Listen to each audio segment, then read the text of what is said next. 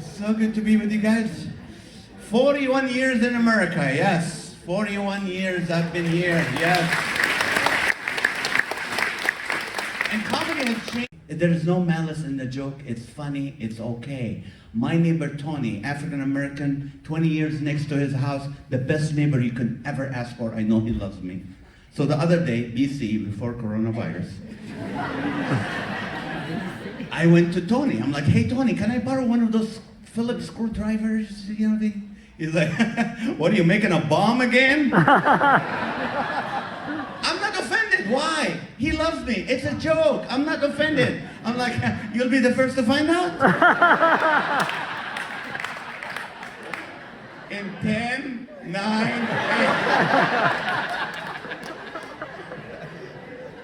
Oh, I got him back. The next day, the Jehovah's Witnesses came to my door. I have a ring now. I normally don't open, but I did. I'm like, I'm so glad you're here.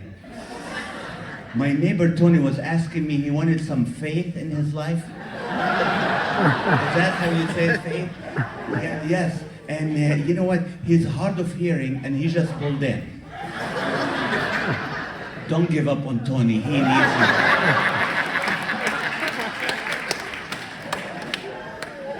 A week later, the solar people came to my door. They said, your neighbor said you wanted to save 50% on your rent.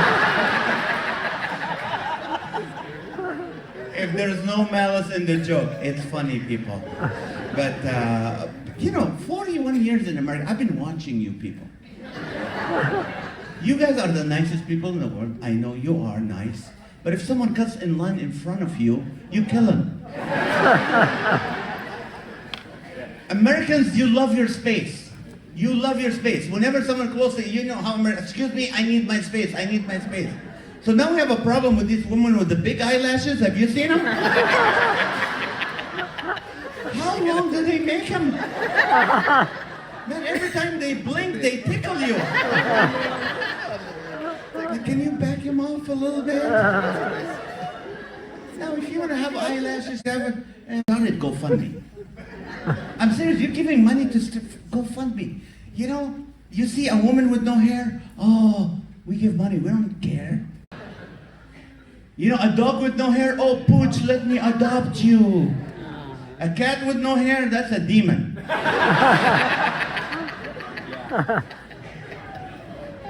But what blows my mind is we are the wealthiest nation in the history of mankind, right? And we have a $30 trillion national debt. The national debt. What are they going to do, evict us? We'll come back through Mexico. I mean, come on. We can pay the national debt in one day if you follow my plan. This is my plan. Let's have a national garage sale. Let's get rid of stuff we don't use. Yes. Like Alaska. Yeah, Alaska. Alaska. It's been up in the Arctic attic. You know what? Sell it. Do we really need 2 Virginias, 2 Dakotas, 2 Carolinas? West Virginia, Virginia. Sell them. I don't know which Virginia. You guys decide. But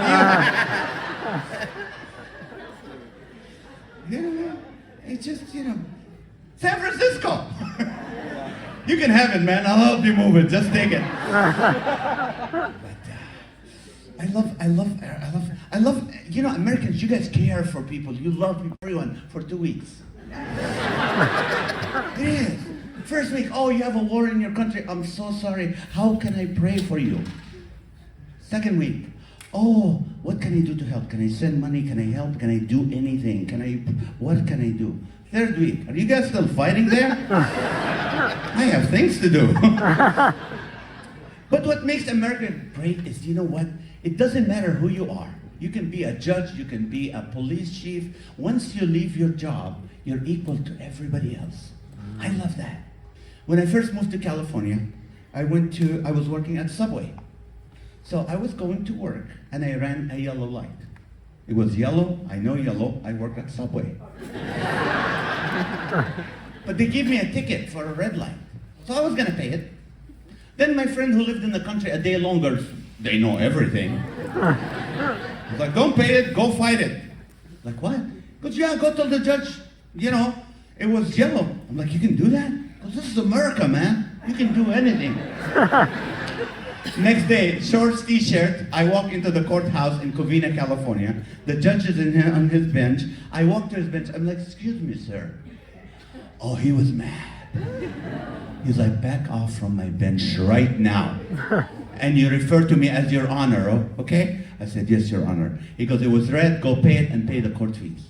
So I did. Next day, God bless America, guess who came to my courthouse at Subway? No. I can't make this up. No. And I was not a believer in Christ yet, so don't be judging me, okay? I was a Christian by name, though, so don't judge me. I saw him like, oh, that's him. I'm like, can you back up from the glass, sir?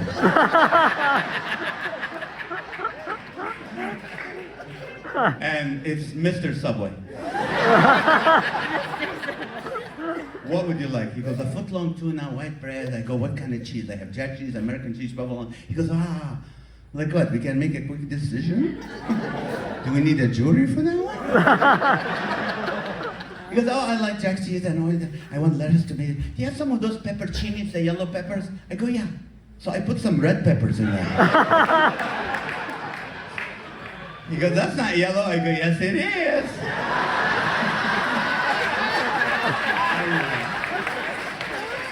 And I felt horrible.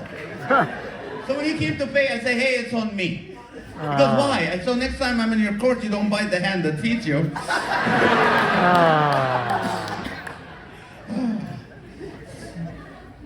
I loved it. What's great about this country is this is the only place in the world where you can take French toast, English muffin, Canadian bacon, and call it the all-American breakfast. Yes.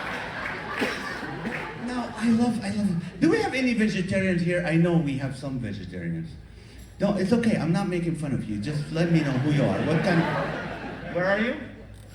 Speak now. Oh, that's right. Back there. How are you? Is that Jerry? No, that's not Jerry. What's your name? Jerry. That's right. They're vegetarians. No, other than you. No vegetarians? Are you vegetarian, sir? No, good for you. Are you? No, in California, everybody raises their arm. Yeah. See, you're a vegetarian? That's right, yeah.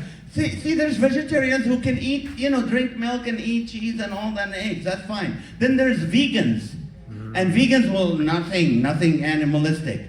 Then there's pescatarians who can eat fish. That are cool with that. Then there's people who can eat meat when they want to. They're called flexitarian. I'm not making this up. Google it.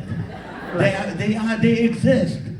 Then there's ones who can eat meat when a group of people tell them to do it. They're called Presbyterians.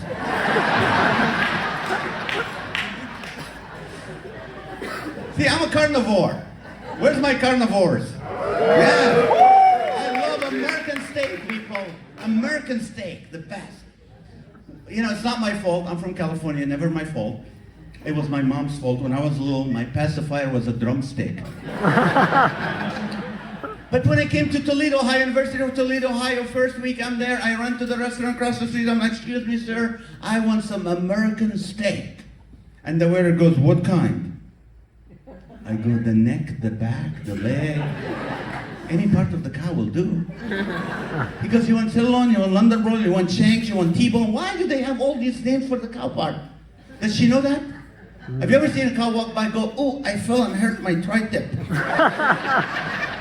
Oh, my filet mignon is swallowed now. Hey, does this skirt make my brisket look big? I don't know. I like steak, but I like cheap steak.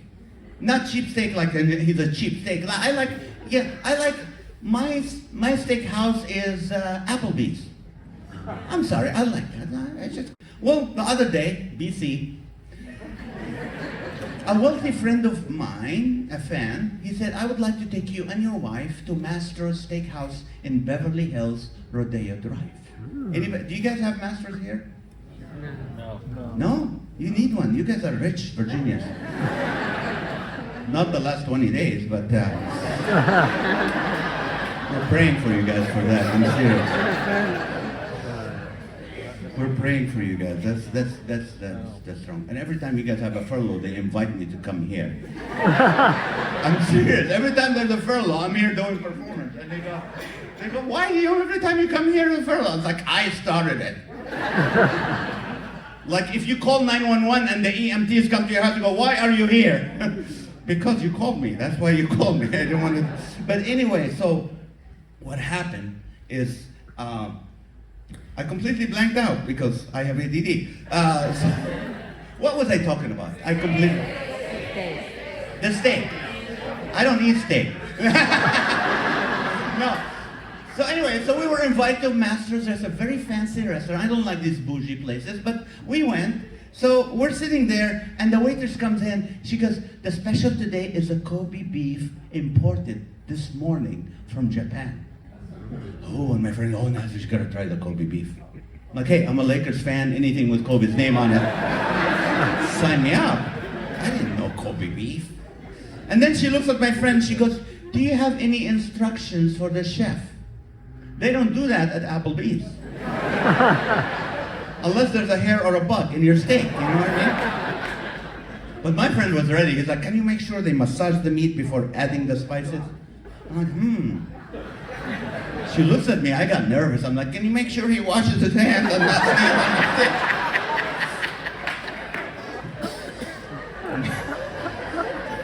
My steak came in 6 ounces, $480. Ooh. I am serious, man. I was like, I called World Vision. I'm like, I'm so sorry for every child. My wife was so embarrassed. She ordered the cheapest thing on the menu, a $60 fillet of chicken. $60. Next day, we went to Popeye Chicken, $1.99. I bet you they come from 2 different farms. You go to $60 farm, every chicken has an acre. Free range.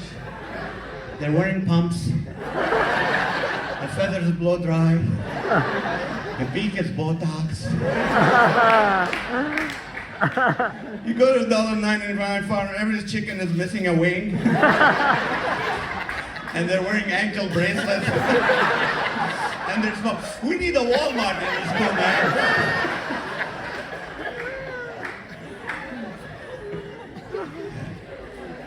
I love it. I love to eat.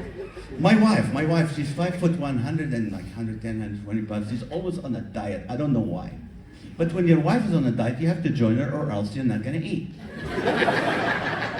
She's on a diet called intermittent fasting. She starts like eating at 10 in the morning and finish at 6 in the evening. So I joined her, but I start on Eastern time. And finish on Hawaiian time. I know, I get hungry at night.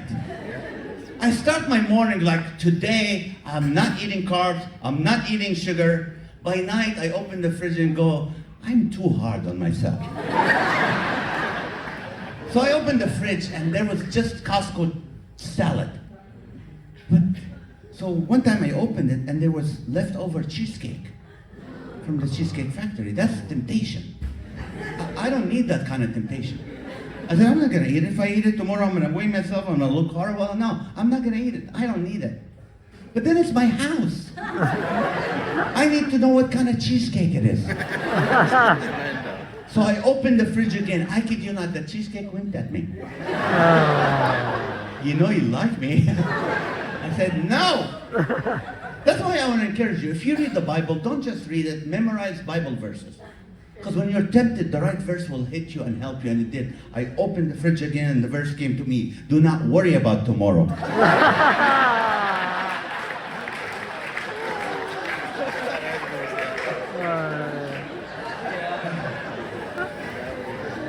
Drink water? It's from Costco, right? You know what? My safe space is Taco Bell.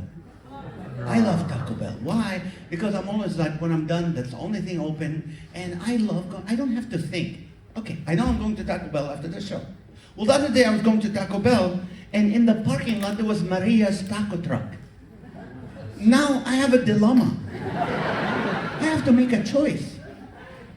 Do I support self-employed Maria or corporate America Taco Bell? Do I get Meals on Wheels or make a run for the border. do, do I get Maria's unapproved FDA tacos? Or go to Taco Bell and get the predictable side effects? Dilemma I don't need. But, so good. How are you guys? This is awesome. Let's see, we got some people. It's like we have the ones that work for Uber, we can't put them next to the one from Lyft. And the one that do 7-Elevens, we can't put them next to the okay. And the Chevron people and the Shell people will never get along, so we put them on the bright side. On the tables, we don't have table numbers, we have the name of the businesses they own. People think, oh, it's nice, it's sponsored by these people. No, it's not. It's a hard to... Because it's so easy to give a marriage license in this country. How long have you been married, Charles? 23 years, right? Okay, how about you, Mr. Insurance Agent? You're not married? You're just dating. Aww. Aww. And you're retired? You dated her after you retired? Yeah, were you there? Oh, I'm sorry. I'm sorry. God bless you. That's awesome. I'm glad you find someone who has a job.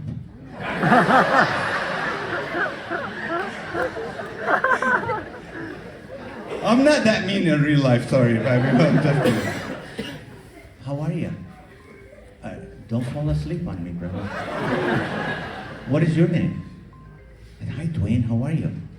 Okay. Married? How long?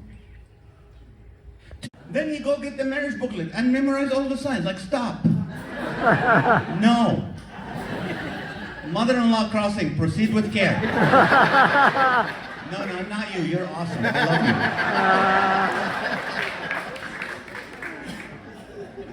And then you have to do 4 tests. 4 tests. Ladies, 4 tests. The first one is the snoring test. Girls, they will lie to you. They won't tell you if they snore or not. They don't know. They're sleeping. I can't stand snoring people. Me and my wife, we don't snore. We hear every noise that happens downstairs. We have a fridge that waits for us to go to bed and goes, "Blow." She goes, "What was that?" I go, "I don't know." She goes, "Go down and check." It's your turn. I went the last time. But you're the man. What is the female burger?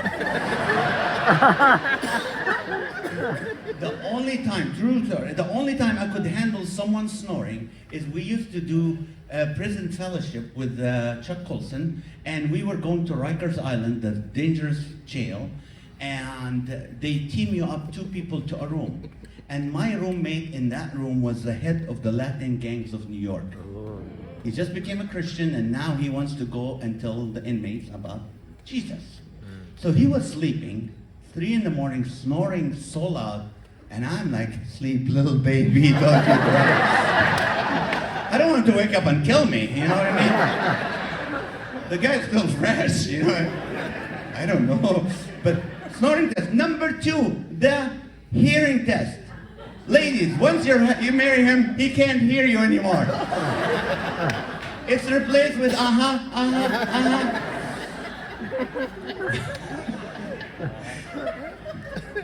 The 3rd test is called the Easter egg hunt test. Once you get married, you can't find anything anymore. We can't. My wife told me, "Can you give me the peanut butter jar from the pantry?" I opened the pantry. I kid you not. I can't find it. I'm like, "Honey, I don't know. Where is it? We must be out." She goes, "It's right here." Wow, you're a magician. The 4th test is called the mind reading test. Because guys, you need to learn that before you get married. And there's another test. I'm doing it for the first time, and just for special friends here. There's something called, it has something, Karen, where guys, when ladies ask us a question, we cannot say we don't know. We'll make up stuff in the moment, and we turn it into like a TED Talk. We start bringing like studies and everything, and we don't even know what we're talking about. And halfway we start believing that what we're saying makes sense. So it's like, yeah, this is right. You know how you found out we're just fluffing? Ask us the same question again. Whole complete different answer. And then once you do all these tests, you go do the physical test. You sit in the driver's seat, she sits in the back, she tells you how to drive. And if you still want your license, you deserve it. Yes. Oh, yes, it's good. Marriage is good, trust me. I have the greatest marriage. I lucked out. I mean, some of you, of course, lucked out. I have a great marriage. Not perfect, great. It's not like I'm sitting on the recliner sleeping and she's looking at me and goes, "Oh, God, thank you for giving your beloved sleep. He missed the trash truck twice."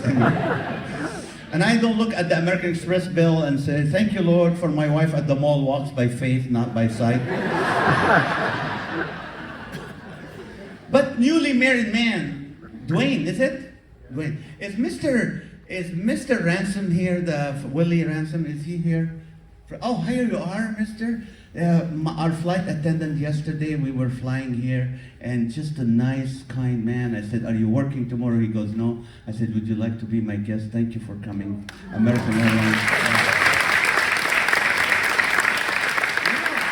I don't know. Every time I used to fly to, after September 11, every time you fly to DC, you have to sit, you can't get up the last half an hour. After 9/11, I had to wear diapers. I could not get up in the middle of it. Everybody gets scared. I don't want to scare them. I'd rather have a diaper on. But thank you for being here. 2 years of marriage. It's easy to be romantic in the beginning. It used to be easy to be romantic in the old days. All you had to do is beat your wife's best friend's husband's gift. Oh, Sue's husband got her 2 dozen roses. You get her 4, you're done. You're romantic. Now we have social media. I have to get up at 5 in the morning on Valentine's. Don't tell your sister. I have to delete some people. I'm taking my wife to Italy for Valentine's. Spam. I'm buying my wife an Audi for her birthday. Block. She doesn't need to be exposed to that kind of garbage.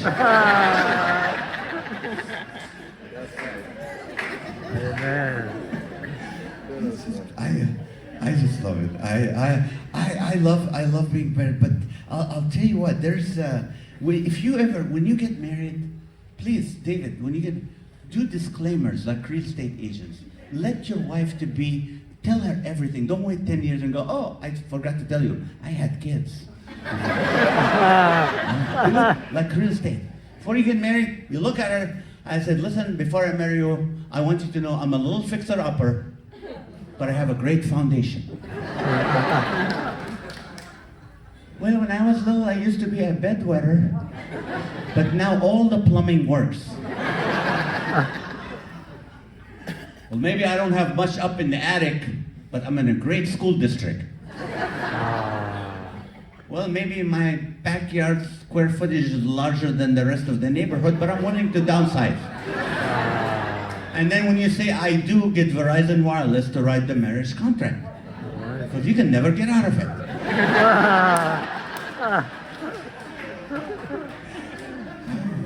I love it. Can I tell you my story? Would you like to hear my story? Yeah. Okay, good. And I went to church, and I was deep inside. If you're from the Middle East, you know there's a God, and He knows your heart. And my heart was completely selfish. It's all about me, my career, my fame, my money. But I went to church, and the pastor said, "Hey, if you want to accept Christ, just come as you are." Somehow, I felt this is exactly what I was looking for. So I went forward, gave my life to, I said, "I want to give my life to Christ. I want to be a believer." And I did. And then the next day, I called my manager. I said, "I quit." And at the time, NBC was doing a sitcom for me called Fish Out of Water, Middle Eastern Man in America. Everything was great. But I was miserable. So when I quit everything, and then my pastor, he said, "Nazareth, God created humor, Satan perverted it. Why don't you do it with clean and for families and to honor God with it?" And so I went back the week after. But I was single, David. And said, "God, you know more girls than I do. So I'm going to make you a deal. I'm not going to watch porn. I'm not going to date. I'm not going to touch a woman. I'm not going to live with a woman outside of marriage. I will not do that. But I want a beautiful wife with a rich father that knows the whole Bible. Wow. But let your will be done.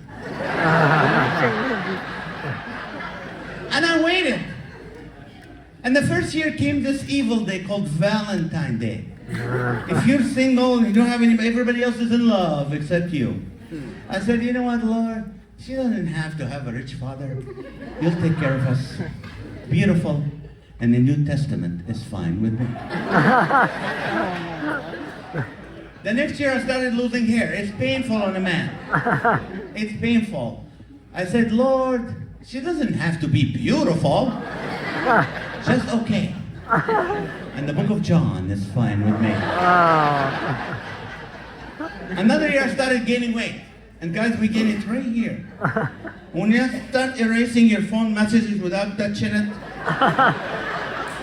or you can't hear it ring anymore. Pizza Hut, I didn't call you, my fat called you. Well, yeah, make it a large pepperoni and hurry up. And I waited, and I prayed, and I kept praying, and I kept my promise to the Lord. And in 1995, my father was dying at Hoag Hospital in Newport Beach. He goes, son, when I die, would you do me a favor? I said, yes, Dad.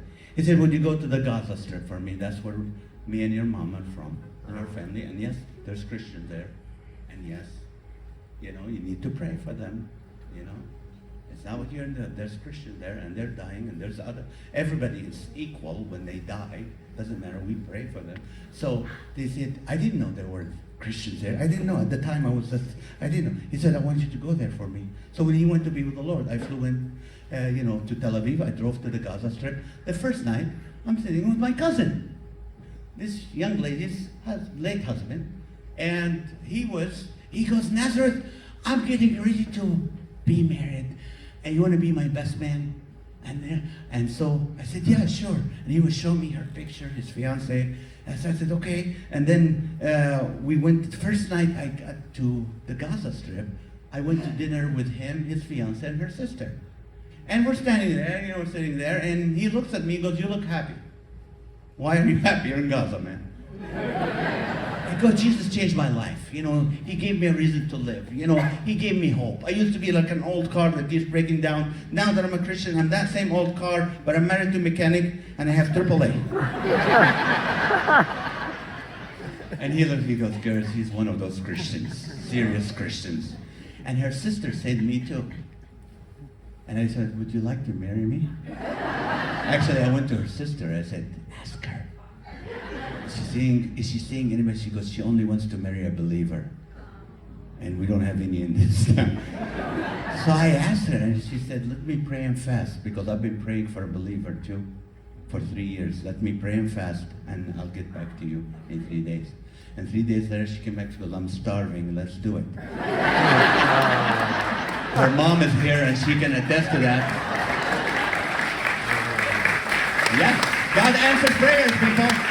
If that's all you leave with tonight, God answers prayers. Because I remember she asked me, she sat with me, she goes, I don't know, I never thought my daughter would marry because there's no believers, but what do you do for work? I said, I'm a comedian.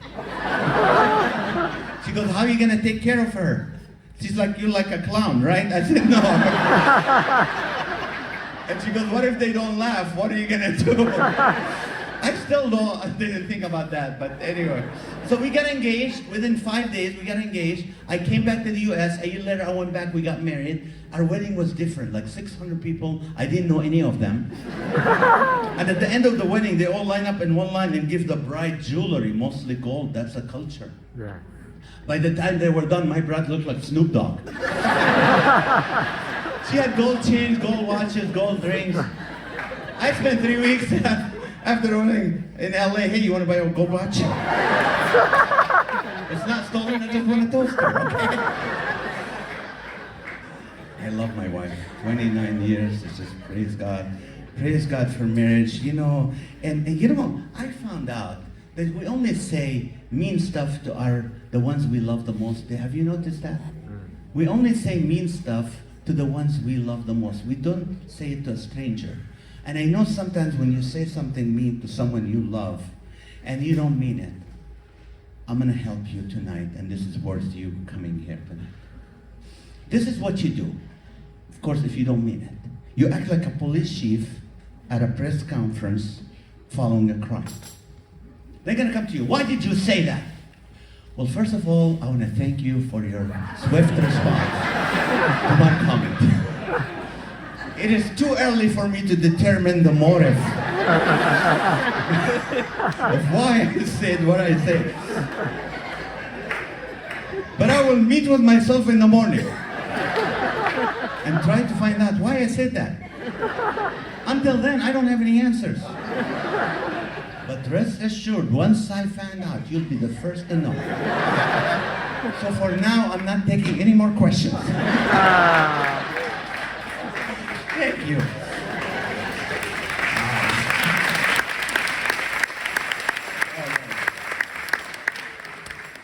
So you still love me, people?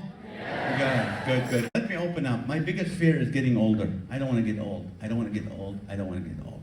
I don't like it. But then I used to look at myself in the mirror like, I'm losing. Yeah. So this is what you do. This is a good idea. Instead of looking in the mirror every day and thinking I'm old, make a decision. Say, when I start doing this, I know I'm old. For me, when I put a lawn chair in my shower, I'll accept the fact. Until then, I'm young. Because how many of you are under 40? 40, raise your arm. Please eat whatever you want. Eat, don't diet, don't diet, don't diet. You think your stomach will be with you the rest of your life, right? Oh, honey, you eat whatever, I'll digest it for you. We're one together till death do us part. No. You turn 40, it changes. The other day, I went to a buffet. I was hungry, it's fried food, I ate it. I thought I found the restaurant on Yelp. I think it was WebMD. Bad food. So I'm eating junk food, I'm eating bad food, and I came home, it's nighttime, I'm ready to sleep. And my stomach goes, hey, wake up, we need to talk. About what? About what you did tonight. What did I do now? You embarrassed me. How? You just put any junk food you see in front of you, just eat it. You're the one that were growling. When I growl, I want attention. I don't want you to shut me off with your junk food. You don't love me anymore, do you? You used to be proud of me. You used to take your shirt off and show it to everybody. You used to call me tummy. Now I'm your gut. You think I like to hang over your belt? I don't.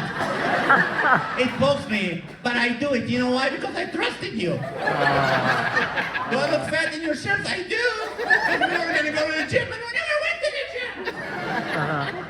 You know what? I don't need this tonight. We'll talk in the morning. I'm going to sleep. Okay? We'll talk in the morning. Oh, you want to sleep? Okay. Go ahead. Go ahead. Sleep. I have some acid. I'm going to shoot up your throat right now. Oh, then your hair. You know, you guys have a lot of hair. You don't, I don't. Yours by choice, mine by, listen. Where's the skateboarder with the big hair? How are you? Stand up, let people get jealous. You broke your arm skateboarding? How old are you? You're collarbone. You're 26? And you're still skateboarding? It's okay. You have a job? You're a bartender. Now with just one hand. I can only serve you beer right now. Oh, that's awesome. Well, I hope you feel better. Thank you so much. What do you call it? We're talking, I forgot completely. What were we talking about?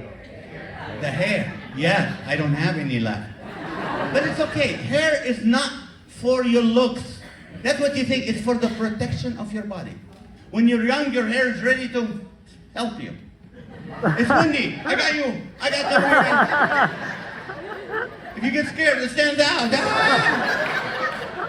Then as you get older, start getting scared and receding and hiding in your nose and your ears and your back. I was talking to a professor from UCLA, and one of those professors, you know those professors that want you to look at him when you talk to them? He's like, Nazareth, I'm talking to you, look at me. And he had 2 hairs coming out of his nose. It looked like a bug antenna. And every time he exhaled, they said, look at him! Look at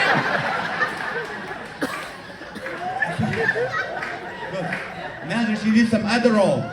I'm like, you need some nose clippers.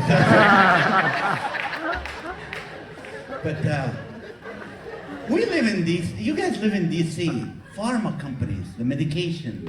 We got doctors here. You know, you guys work hard to make a living. You know what I do when I get up in the morning? I sit and write stuff. And I was watching this guy on Instagram. He's a doctor. And he goes, there's physical stuff you do on your face, to your face, the muscles, to make you look younger. And I tried it, and it works. I kid you not, it works. He said the first thing, if you have wrinkles around your eyes, just squint. Squint 10 times. Like while you're walking, just squint. If you want to try it, squint. You'll feel it. Squint. It just works on the muscles so you don't wrinkle. And then sometimes, they say some people when they get older, they get a double chin. Yeah. He said all you have to do is work that muscle. You put 2 fingers here and kiss the ceiling. Try it, it works. I'm serious, I'm not making this up. It works. And then they said sometimes you get foggy, your brain foggy, you can't think. So once in a while, you need to get some oxygen. So do this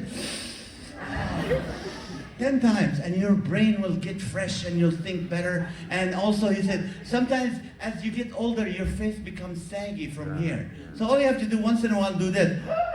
10 times, and it works, it works. And they go, sometimes when you're walking, your hips start getting tighter. So this is what you do when you walk, just do this. And it will straighten. So I started doing it, and I loved it. But then they said you have to do it to where it becomes subliminal.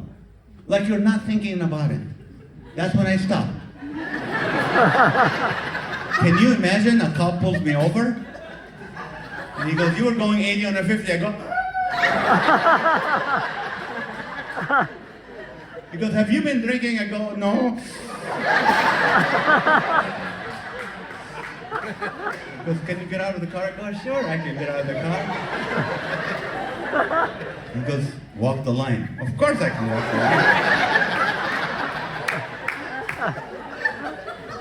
line. He goes, you sure you're not drinking? I go,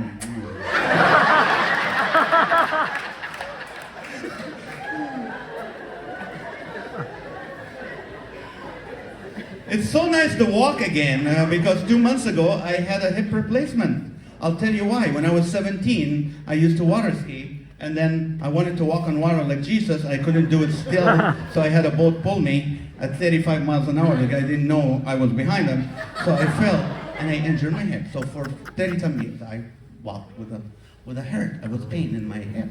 So finally, 2 months ago, I did the surgery. And my doctor, I thought my doctor would be like an old surgeon, you know, with gray hair. He had acne. Like, you're too young to do my surgery. He goes, I went to Harvard. I'm like, you got your GED from Harvard? And then they gave me the epidural. Anybody have a surgery recently? Anything? Anybody? What did you do? What? My second hip replacement. Your second one? How many hips do you have? Oh, you did both? Oh, God. Did they give you the epidural? Yes, they gave me the epidural for pregnant women. So when my wife came in the room, I said, honey, it's a girl. She goes, that's a nurse. I go, oh. She looks younger than the surgeon. And then they put me in the recovery room. Anybody been to the recovery room? It's like a drunk uncle at Thanksgiving. You start blurting out secrets about yourself and the family. I'm still sending money to that nurse. And then I asked the doctor, I said, can I have my old hip, like, to keep it? He goes, for what? I go, for show and tell at the bingo night. But then I had to go to physical therapy. Any physical therapists? Anybody been to physical therapy? Yeah. Have you been to physical therapy for what?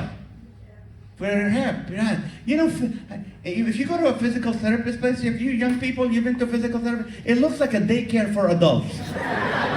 You walk in there, there's a guy playing with a ball, another one on a bike, and Another one like sleeping. And you always ask the same question the inmates ask each other. What are you in here for?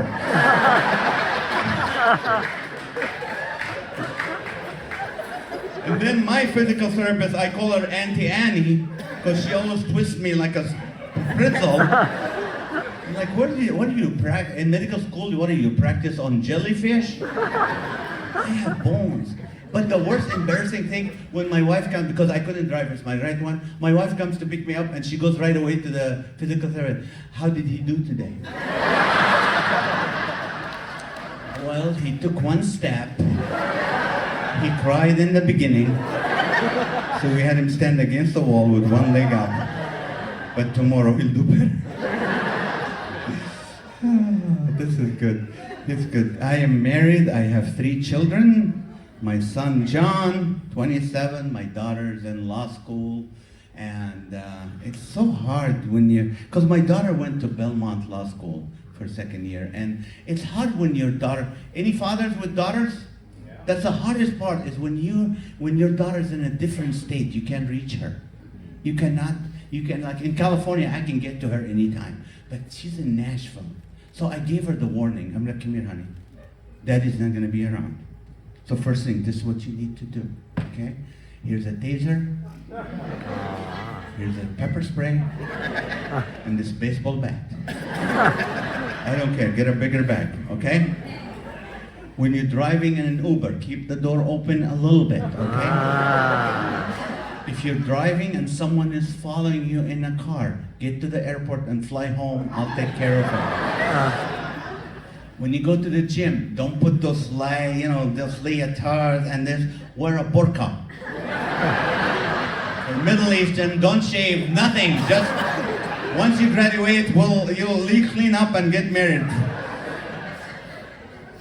And if you're ever walking and there's a guy walking behind you and he's wearing Lululemon pants, you have nothing to worry about.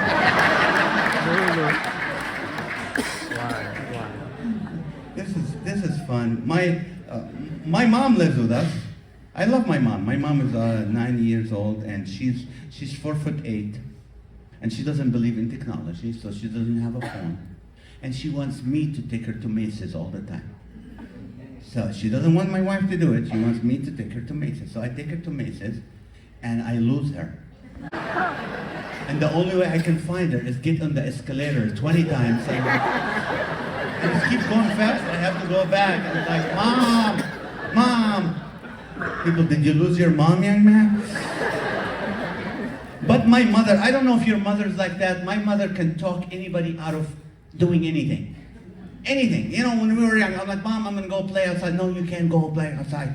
It's going to be dark, and you know who hangs out in the dark? And it's cold out there. Just sit home, okay? Just stay home. She does that. My mom can be the best hostage negotiator ever. If there's a situation, she'll go to the FBI and like, hey, give me the, hey, Mr. Hostage, Mr. Kidnapper. First of all, put a sweater on, it's cold out there. And let them go because it's flu season and you don't know what you can catch. Okay, it's gonna get dark and you know who hangs out in the dark? Bad people. I'm glad she's not in charge of NASA. You'd never go to space. You're going to space, it's dark out there. You know who hangs out in the dark? Bad aliens. She does. My mom is like that. But so now I have a dog. I have 3 kids. I love them. I still have one vulture left in the nest. She's gonna be 18, she's 17, and she just wants to get out. She wants to go away. I don't know why. She's like, Dad, can I leave at 17 for good behavior? No, the parole board said no. Your brother and sister escaped through a tunnel behind the bathroom. We're not letting that happen to you. And she applied to university. She applied to the University of Western Hemisphere in Mars. I'm serious. Wow. She finds the furthest. Yeah, what's beyond Massachusetts? I'm like, Canada. I don't know. I'm like, why? What have we done? We treat you get everything. We're spoiling you. What do you wanna? She goes, I wanna. You wanna live with guilt, like your room is not dirty and you don't feel guilty about it. What do you want? Who's gonna tell us you're bad parents? Who's gonna tell us, I don't like you guys? We're gonna miss that. But I'm not worried because at the end of the day, I can always get the big guns, my mom. Oh, you want to go to college? It's cold out there. But my family, I don't know if your family is like that. We make decisions to do stuff, but we never do it. We get excited about doing stuff, we never do it. Here's a typical day. I'm like, hey guys, this Saturday, we're going to get up early and go to the beach. It's been a while. We're going to go to oh yeah, Dad, that would be great. We'll get up early and we'll go to the beach. Saturday morning. Hey guys, it's kind of cold and cloudy out there. You really want to go to the beach today? No, Dad, we don't have to go to the beach. The beach is not going anywhere. We'll go and I go, good. Let's sleep some more. Lunchtime, as a family, we'll get in the kitchen and cook something as a family. Yeah, Dad, that would be great. We'll get up, get some more sleep, and we'll do that. Lunchtime. Hey guys, you want to mess up the kitchen and have to do dishes? Can we just order a pizza? Yeah, Dad, the kitchen's not going anywhere. Let's have a pizza. And my fear is, hopefully they don't say that many years from now. Hey guys, we need to bury Dad. He's been in the freezer for so long. Let's get up this Saturday and go to the funeral home and give him a good funeral. Yeah, Dad deserved it. He was funny. Let's do that. We'll go there Saturday. Saturday morning. Hey guys, it's kind of cloudy and cold today. Do you really want to bury Dad today? Oh, we don't have to. He's not going anywhere. Let's just cremate him. Because he always wanted Jesus to tell him, well done, good and faithful. How are we doing? Are you guys doing good? You don't have to work. Tempted them, and they listened to Satan and left. And from that point on, humanity became more animalistic. Care about yourself, sleep with anybody you want, do whatever you want, take advantage of the situation in the business, because nobody. And so when Jesus came, the first thing he did, when he went on the mountain, and he did the Sermon on the Mount, and it was about, blessed are the peacemakers, blessed are the poor in spirit, blessed are the merciful, just to be human again. And that's my encouragement to you. I got to share this a few months ago at this church. It's like, let's be human. When we accepted Christ, and if you believe in Jesus Christ, you gave up your right to hate people. To hate the Muslims, to hate the gays, to hate this, to hate the that, to hate the that. I don't mean you have to condone and support what they do, but we don't hate anymore. And we're not on teams anymore. There's an old story in the book of Joshua where Joshua was ready to fight the Amalekites, and an angel came to him, and then Joshua goes, are you with us or with them? He goes, neither, I'm with God. If you can live with this, you're on God's team. You're not to hate people. We're to love people. And we're to encourage people to look to Him, the one that gave us life and eternal life. And if you don't know Him, what changed my life is I used to be scared of dying because I didn't know where I'm going to go. But now I'm sure, not because I'm confident, but because I'm confident in the Word of God, the promise that if you put your faith and trust in Jesus, you'll make it to heaven. Let's be human again. Let the people hate out there. Let the people fight and kill out there. But we're to be human and to love and share the love of Jesus. And if you liked it, you need to follow me on social media under Comedian Nazareth.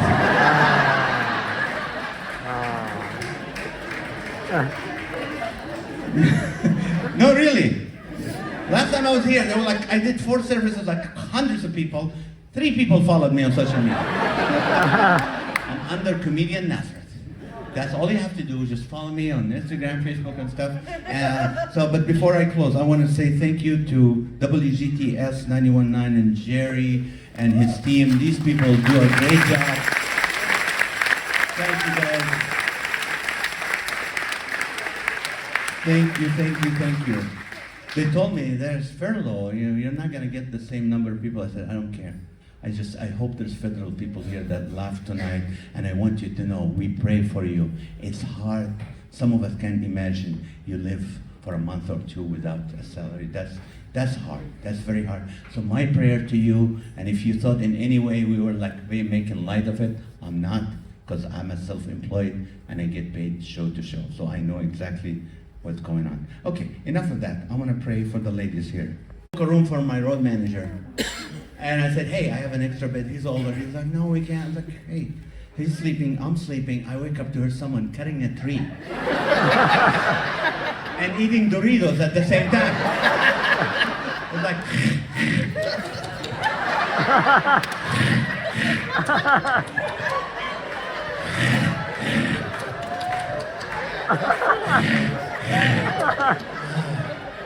I put my headphones on. I turned it to Drake. I couldn't...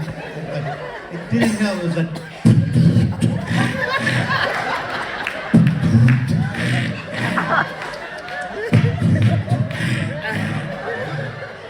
As I said, I'm going to take my pillow, I'm going to choke him a little bit. You get mad when you can't sleep, and it's not your fault. I came in, he started dreaming, oh, they're coming. Open the door. Run to the car. The cameras are... I wanted to choke him, but I wanted to hear the end of the story. I'm Nazareth. Thank you so much for coming tonight. Thank you for coming. We appreciate it. God bless you.